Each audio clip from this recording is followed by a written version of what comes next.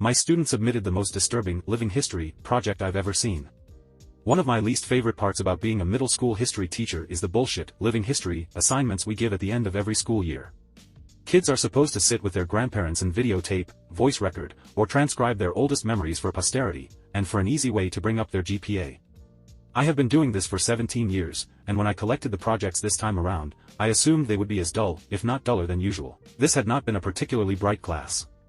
So I went home, poured myself a glass of wine, and prepared for a long night of, I only owned 2 pairs of pants when I was your age, and my brother got beat with a newspaper for hitting a baseball into a neighbor's yard. And of course, these projects were peppered with innocent, old-person comments that were so horribly sexist and racist you just had to laugh.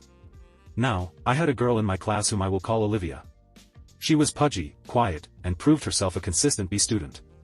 I expected her project to be as unremarkable as her, and perhaps that's why I was so profoundly disturbed by what I witnessed that night. Olivia had submitted 2 discs for some reason, so I began with the one marked interview. My screen hiccuped twice before a grainy image of a living room came into view. The place was a hoarder's hell. Olivia was curled up in an armchair clutching a notebook and looking like a scared animal. Across from her sat a man with a somber countenance, smoking a cigarette and staring at her expectantly. "Go ahead," a woman's voice whispered from behind the camera. Olivia's owlish eyes flashed towards the screen, then back to the man. "I am here with my great-uncle Stephen," she began almost inaudibly. "He is going to tell us about his oldest memories from being in the army." Great-uncle Stephen looked like he'd rather be in a goddamn trench at the moment, but he waited patiently for the questions to begin. Not surprisingly, Olivia read verbatim from the suggested questions sheet I had handed out to the students. He answered her curtly. Once or twice I heard her mother whisper, "Speak up, Olivia," from behind the camera. Typical, boring shit. So I was intrigued when Olivia set down the notebook and asked, "Did you like being in the army?" That was totally off script. Great-uncle Stephen emitted a chain smoker's wheeze. "Nope. Glad to get out of my town though." "Where did you go?" "Balkans." She said.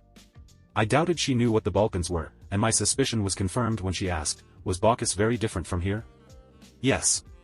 Mom cleared her throat from behind the camera, perhaps encouraging Great-uncle Stephen to be a little more forthcoming, but Olivia seemed genuinely interested. "Uncle Stephen," she asked, "what is your very worst memory from the army?" The old man crushed his cigarette in the ashtray and then slowly lifted himself out of his chair. "I'll be back," he mumbled. The camera cut off. When the screen flashed back on, everything was the same except Great-uncle Stephen had several pieces of paper in plastic sleeves laid atop all the crap sitting on his coffee table. One, he held in his hand. "I was a kid when I enlisted," he said, looking at Olivia. "Your brother's age," he told her. Olivia nodded.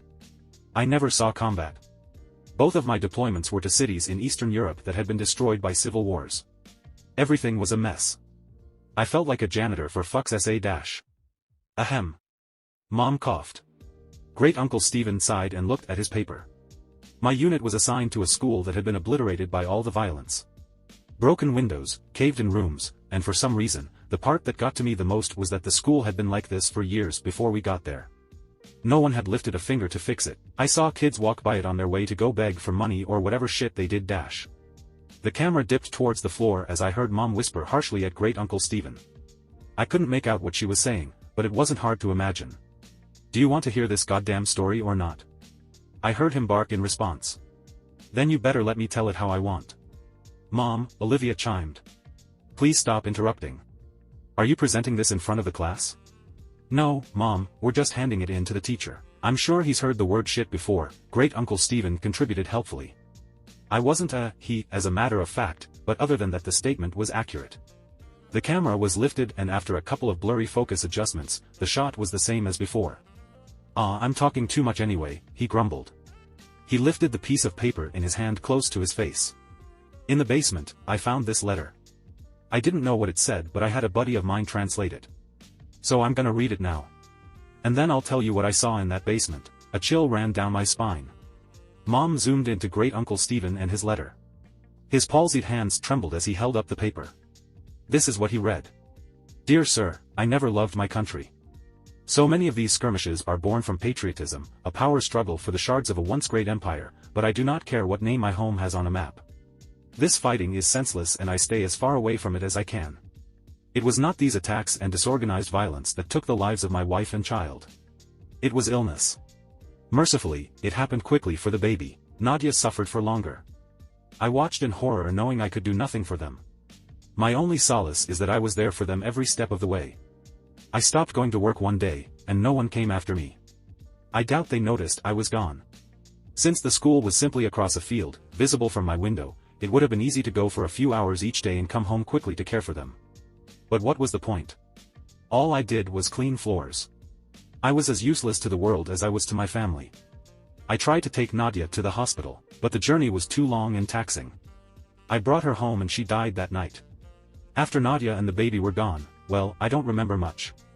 I didn't leave my hovel, barely ate and slept, thought many times of taking my own life. Tempting though it was, I felt paralyzed by my own helplessness. The one thing that kept me sane was my radio.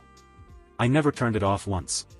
Even though I didn't listen to the words being said, in fact, the channel I got the clearest was in English, I think, which I don't speak a lick of. But the voices, the music, and the true knowledge that life existed beyond this violent city sustained me. I have no idea how long passed before I saw the light of day again.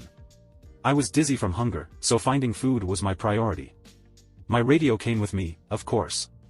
Since I first holed myself up, it has gone everywhere with me. It talks to me as I sleep and as I wake. I don't know what it's saying, but I know I would die without it. Once I had some water and food, it occurred to me that the only thing left to do was go back to work. So I did. The following morning, I simply returned to the school where I was a janitor and got back to work. Nobody made a big deal out of it. Like I said, Nadia had been sick for a long time, and those who worked at the school knew it. I appreciate that no one had pestered me to come back to work during the hardest days of my life. The teachers never said much to me, but we